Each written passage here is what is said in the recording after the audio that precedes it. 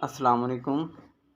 अच्छी बात है मेरे चैनल अज तुहानूं एक बजुर्गों की मुखतसर जी कहानी बैकग्राउंड बयान करने की कोशिश करांगा कि एक बजुर्ग जिस गाँव च रहायश पजीर होंदे आ उन्हां दे नाल वाले नज़दीक गाँव चों एक उन्हां दे मेहमान कुछ यार अहबाब उन्हां नूं मिलण वास्ते आउंदे आ ते ਜਦੋਂ ਉਹਨਾਂ ਦੀ ਖਿਦਮਤ 'ਚ ਹਾਜ਼ਰ ਹੁੰਦੇ ਆ ਅਤੇ ਉਹ ਜਿਹੜੇ ਬਜ਼ੁਰਗ ਹੁੰਦੇ ਆ ਉਹ ਆਪਣੇ ਖਾਦਮ ਨੂੰ ਇਹ ਹੁਕਮ ਦਿੰਦੇ ਆ ਕਿ ਇਹਨਾਂ ਵਾਸਤੇ ਚਾਹ ਪਾਣੀ ਦਾ ਇੰਤਜ਼ਾਮ ਕੀਤਾ ਜਾਵੇ ਅਤੇ ਉਹ ਜਦੋਂ ਪਾਣੀ ਪਿਲਾਉਂਦੇ ਉਸ ਤੋਂ ਬਾਅਦ ਉਹਨਾਂ ਦੀ ਖਿਦਮਤ 'ਚ ਚਾਹ ਪੇਸ਼ ਕਰਦੇ।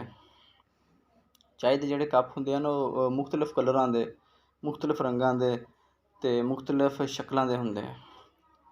ਅਤੇ ਕੁਛ ਵਕਤ ਜਦੋਂ ਗੁਜ਼ਰਦਾ ਅਤੇ ਉਹ ਜਿਹੜੇ ਬਜ਼ੁਰਗ ਹੁੰਦੇ ਉਹ ਮਹਿਸੂਸ ਕਰਦੇ ਆ ਕਿ ਜਿਹੜੇ ਮਹਿਮਾਨ ਆ ਇੱਕ ਦੂਸਰੇ ਦੀ ਤਰਫ ਬੜੀ ਹਸਰਤ ਦੀਆਂ ਨਿਗਾਹਾਂ ਨਾਲ ਵੇਖ ਰਹੇ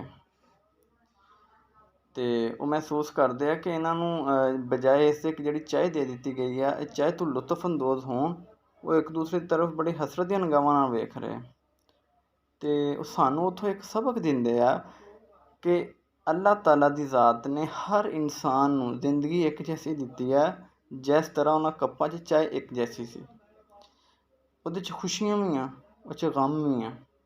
ਅਲਬੱਤਾ ਕਿਸੇ ਇਨਸਾਨ ਦੀ ਜ਼ਿੰਦਗੀ 'ਚ ਖੁਸ਼ੀਆਂ ਜ਼ਿਆਦਾ, ਕਿਸੇ ਦੀ 'ਚ ਗਮ ਜ਼ਿਆਦਾ, ਲੇਕਿਨ ਜ਼ਿੰਦਗੀ ਸਭ ਦੀ ਇੱਕ ਜੈਸੀ ਹੈ। ਅਤੇ ਅਸੀਂ ਲੋਕ ਕੀ ਕਰਦੇ ਹਾਂ, ਅਸੀਂ ਦੂਸਰਿਆਂ ਦੀਆਂ ਜ਼ਿੰਦਗੀਆਂ ਨੂੰ ਹਸਰਤ ਦੀਆਂ ਨਿਗਾਹਾਂ ਨਾਲ ਵੇਖ ਕੇ ਗੁਜ਼ਾਰ ਦਿੰਦੇ ਹਾਂ ਅਤੇ ਅਸੀਂ ਇਹ ਭੁੱਲ ਜਾਂਦੇ ਹਾਂ ਕਿ ਅੱਲਾਹ ਤਾਲਾ ਦੀ ਜ਼ਾਤ ਨੇ ਸਾਨੂੰ ਇਸ ਦੁਨੀਆ 'ਤੇ ਕਿਸ ਮਕਸਦ ਵਾਸਤੇ ਭੇਜਿਆ।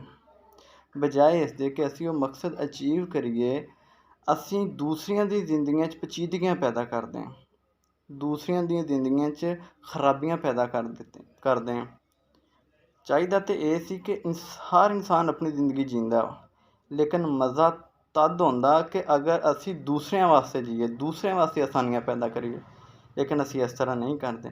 ਅਸੀਂ ਦੂਸਰਿਆਂ ਦੀ ਜ਼ਿੰਦਗੀਆਂ 'ਚ ਲੜਾਈ ਝਗੜੇ, ਦੰਗਾ ਫਸਾਦ ਤੱਕ ਪੈਦਾ ਕਰਦੇ ਹਾਂ। ਸਾਨੂੰ ਇਸ ਤਰ੍ਹਾਂ ਨਹੀਂ ਕਰਨਾ ਚਾਹੀਦਾ। ਸਾਨੂੰ ਇਤਫਾਕ, ਇਤਿਹਾਦ, ਮਿਲ ਜੁਲ ਕੇ ਰਹਿਣਾ ਚਾਹੀਦਾ। ਅਗਰ ਇਹ ਮੇਰੀ ਵੀਡੀਓ ਤੁਹਾਨੂੰ ਅੱਛੀ ਲੱਗੀ ਹੋਵੇ ਤਾਂ ਲਾਈਕ ਅਤੇ ਸ਼ੇਅਰ ਜ਼ਰੂਰ ਕਰੋ। ਅੱਛੀ ਬਾਤਾਂ ਚੈਨਲ ਮੇਰੇ ਨੂੰ। ਅੱਲਾ ਹਾਫਿਜ਼।